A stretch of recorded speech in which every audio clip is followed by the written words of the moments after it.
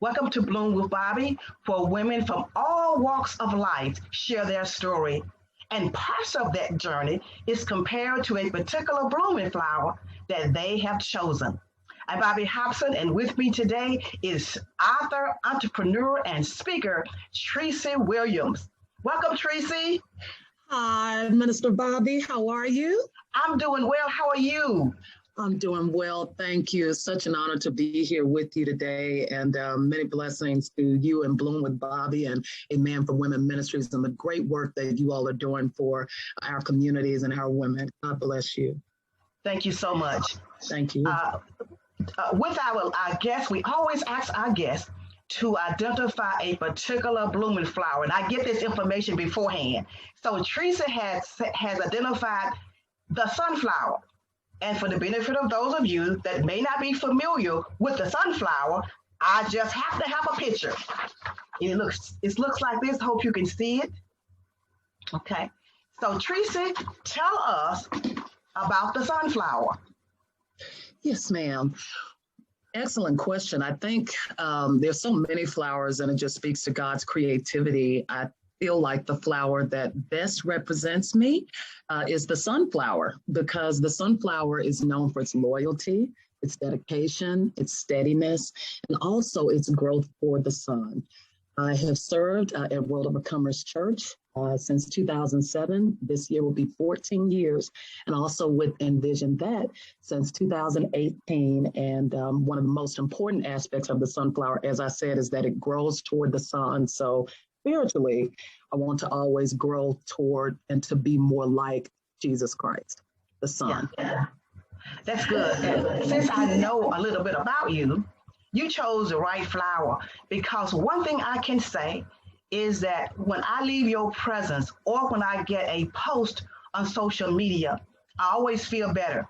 So when you said the sunflower, I said she chose correctly. Thank so I you. want to back up a little bit and talk about Envision That. You are the owner and the founder of Envision That. So tell us a little bit about that.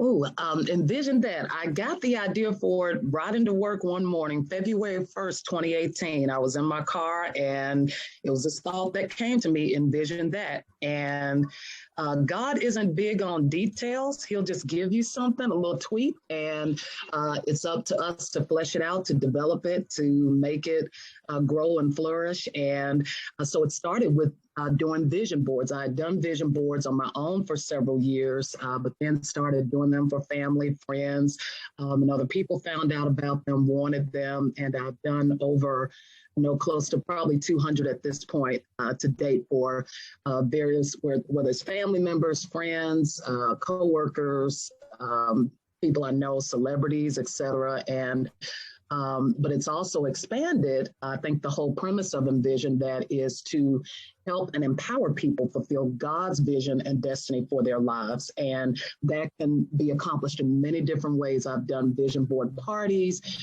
purpose dates, where we ask Jesus questions about a person's life and destiny to hear his heart for them.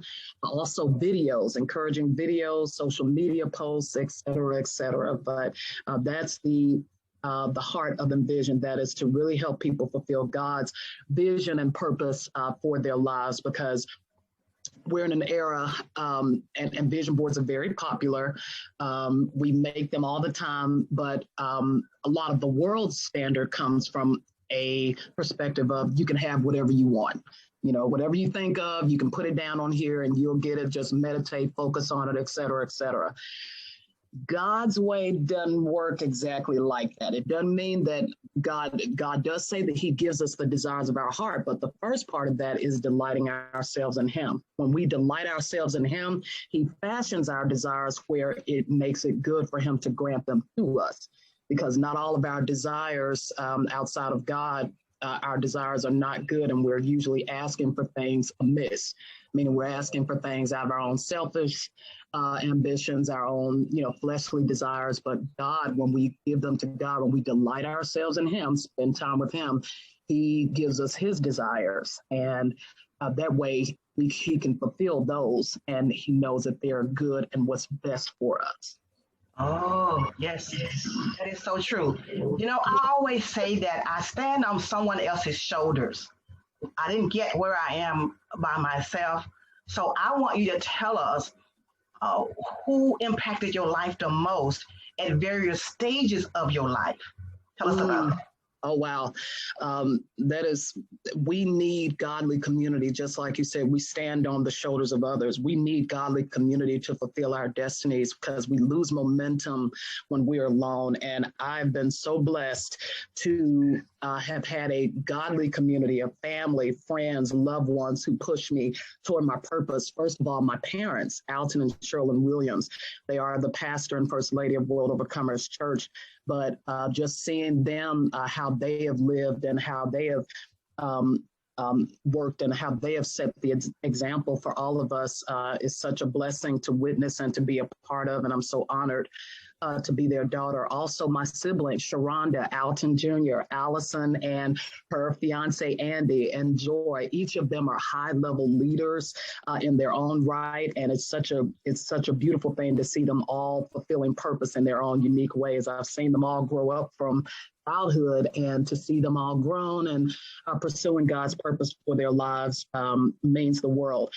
I've got an amazing Womb Seed family, godly community. You included, Minister Bobbie, and you're a Man for Women Ministries. And to be in a group of believers who love the Lord, who are pursuing Him, pursuing His purpose for their lives, it encourages me to do the same. I've got some amazing mentors and friends. One that comes to mind is my mentor friend, Chris Putman. She was my Oral Roberts University teacher back in college. And we've been friends ever since then. And we talk occasionally, but she is at least twice a year each year, but she is such a wonderful presence in my life, so much wisdom and guidance from her. I've got a friend, Denisha Wilkins, who is an amazing prayer warrior. I've got a great circle of other friends and mentors. I wish I could call everybody, but and then the mentors and friends or coaches that I've had at least 10 plus mentors and coaches since 2011. Why? Because we lose momentum when we're alone. We need people to help us, to get us unstuck, to give us a different perspective, to elevate us, to grow us, to change us, to shift us. This group that I'm a part of now, Money Mindset Shift. We just did a call last night. I've been in that program for about the last 8 weeks, and I'm heading to the next level. But they are challenging me to be courageous, to step up, to live full out the life that God has called me to live. And so each one of these people have deposited wisdom, guidance in me that I will take with me for the rest of my life. And I'm eternally grateful to them. That's good. What drives you to do what you do? Love for God, love for others.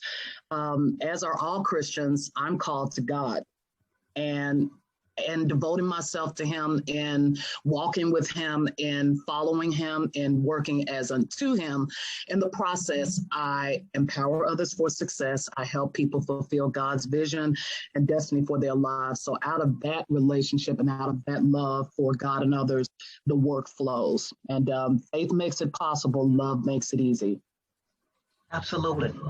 I think that drives me to my next question is, how do you handle your doubts and your fears? We all have them, but I think it's how we handle them, make them behave, I should say, that causes us to take the next step. So tell me a little bit about that. You're so right. We all deal with doubts and fears, but when we know that God is with us and that God has not given us a spirit of fear, but a power, love, and a sound mind, and also doing it afraid, just being courageous, taking the step, because normally the fears we create in our mind either don't happen or they're not nearly what we thought they would be. I'll give you an example. I have been resistance training with my brother Alton Jr. since June of last year.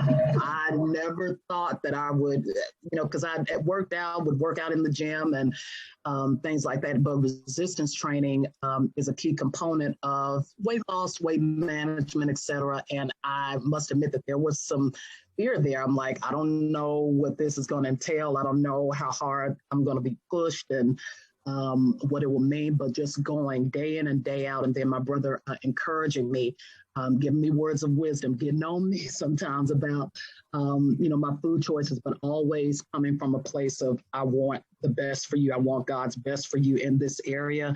It's one of the best decisions I ever could have made. And so that's just one example. But when we face our fears head on and just go for it, the lives that we are made for, the lives that we want, are usually on the other side of the fear, of the comfort zone, et cetera, et cetera.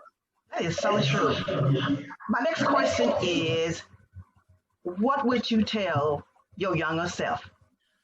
What I would tell my younger self, it's going to be a long road, but everything has a purpose. And if you stay the course, it will all make sense in the end, and you'll have some amazing stories to tell. Yeah, that's good. And my last question is, where do you go from here? See, I know how accomplished you are. As a matter of fact, one of your books that you've written, I use that book when I mentor, oftentimes. So I want to know, where is Trecie headed from where she is now? Oh, wow. Thank you. That's so encouraging. I'm so glad that the book is a blessing to you. Thank you. Really, where I'm headed, wherever God wants me. Serving God is the greatest adventure of all. That's it. Well, Trecie, thank you so much for being with us today. You have no idea how much I enjoyed having you on. As I always said, you're always positive. And at first I used to say, is she for real? You are for real. So thank you so much for being with us and being on Bloom with Bobbie. Thank you so much, Minister Bobbie, for having me. Truly a pleasure. Oh, man. God bless. Okay. And thank you all for watching. We invite you to tune in again. We upload new content every Saturday. And I ask you to tune in because you never know when someone's story may have the chance to help someone else's story. So be blessed.